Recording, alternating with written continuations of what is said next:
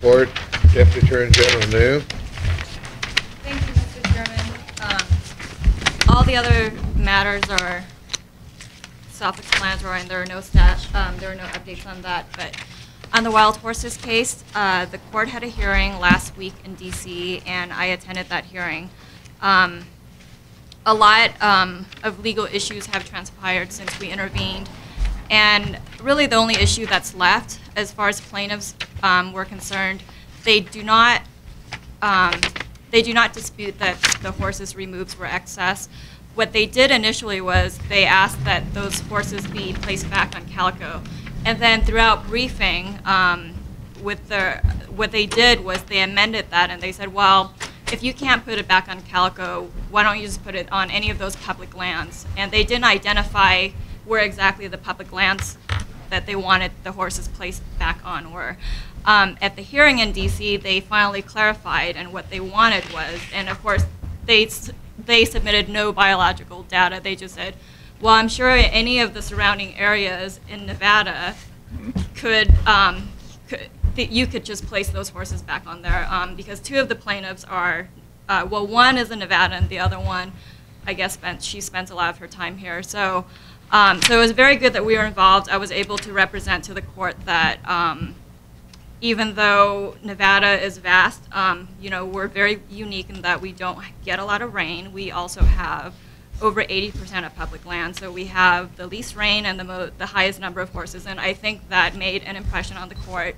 And he joked about how I'm sure you're hoping that these horses won't go back to Nevada, and I said, well, it's more than just a hope. We have good data to show that we can't support these horses.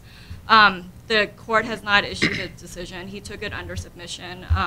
But what's interesting is the federal defendants, they're kind of in a tough spot because they get the appropriations, and even though the act allows them to destroy excess horses, every time they get their appropriations, it says they can't use it for that. So what they propose is to send these horses to prairies or areas where they can roam until they're adopted. And so that's kind of the only legal issue that's left, is if the feds can do that under the appropriations that they get, and if it's in contravention of the act. And everyone recognizes that if the court were to interpret the act strictly, then they have to destroy those horses, which obviously the plaintiffs don't want. So I mean, it's going to be interesting to see what the court does. But again, it was very important that we were involved, and I think if we weren't involved, it would have been very easy to say, well, until we figure out what to do, why don't we just find somewhere in Nevada to place the horses? So we made a very good impression on the court, kind of demonstrating the landscape and the drought that we've been experiencing and how you can put the horses back, but it's tantamount to not having done the gather, and they will just die in a very short time. So it was a very good impression we made on the court, I believe. What was the plaintiff's point? I'd like to add, I think News being a little bit modest. The fact of the matter is that her brief established the effects of wild horses on wildlife. That had not been done before. I think that's a heck of a great thing to accomplish. Also, pretty well, I'll say, trashed their experts, and they basically stipulated to that. So the fact that we were in there, it seemed odd to us that if you have Safari Club International, as an intervener, yet the state of Nevada wasn't. And that's what I went to the governor with. And thankfully to him, he said, hey, go do this thing. So I think hopefully we'll be able to do more of this, and they can see that all the partners are going to get together and really address this wild horse issue from a broader perspective. Right, and Ken brought up a good point that I forgot. We're not in it just because we don't like to have horses. I mean, there needs to be proper management, and the way that NDOW manages the wildlife is directly impacted on how BLM manages the horses. And as Commissioner Capurro said, we have no authority to manage the horses. We only have authority to manage the wildlife, but they live together.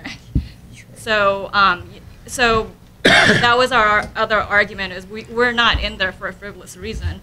How we meet our statutory obligation is directly impacted by how the BLM manages the horses under the federal act. Mr. Chairman? Commissioner Capero? Yeah, I also want to congratulate you. I thought your brief was excellent. Also, are those horses still being held in Fallon as a result of the court action, or have they been moved out to the Midwest? No, they're still there. I think the plan is to move them at the end of May, so so that was why the court had the hearing early. And thank you for complimenting me on the brief, but I have to say, Endow and Ken, all the biologists, they really helped me with it. I don't know I'm not a wildlife biologist, so I had a lot of help from them, and Well, I'm sure last minute help too, because I'm sure the I'm a feds last were minute happy to person. have the support too, and that's a feather in your cap on that too, I think. Any other questions? Very good. Commissioner Cavan? I just had the Carson Lake and Pasture. Can you just give us a little background on that? I'm really not familiar with what we're trying to accomplish there, or what the, I don't even know what the case is about, to be honest with you. And that's not my case. We have another deputy in Carson Lake and Pasture. Oh, okay. That's your case. I'm thinking of the Walker River case. Carson Lake and Pasture, we did some change applications, and what are you trying to do? Two components of an agricultural water right, basically. There's a consumptive use, and then there's a duty of water. Because you have to have a little extra water to push the water across the land when you're flood irrigating. And what they did in the Alpine Ditch Decree is they said if you transfer water from an agricultural use to a non-agricultural use, you can only, 2.9? Yeah, it's a different rate of transfer, yeah. Right, it's It's 3.5 higher. is the full rate, and 2.9 something is the consumptive use. And so what they did was the tribe is arguing that they should give us, they call it the haircut, and only transfer the consumptive use to the Carson Lake and Pasture. But the department's argument is it's still an agricultural use because we're just growing ducks, so we should get to transfer the full duty of water to Carson Lake and Pasture. Yes, and where that is in the court is we filed our briefs. We got a favorable decision before the state engineer. The tribe appealed that to the federal district court, and we've completed the briefing on that. We're just waiting either for an order scheduling a hearing or a decision. Thank you.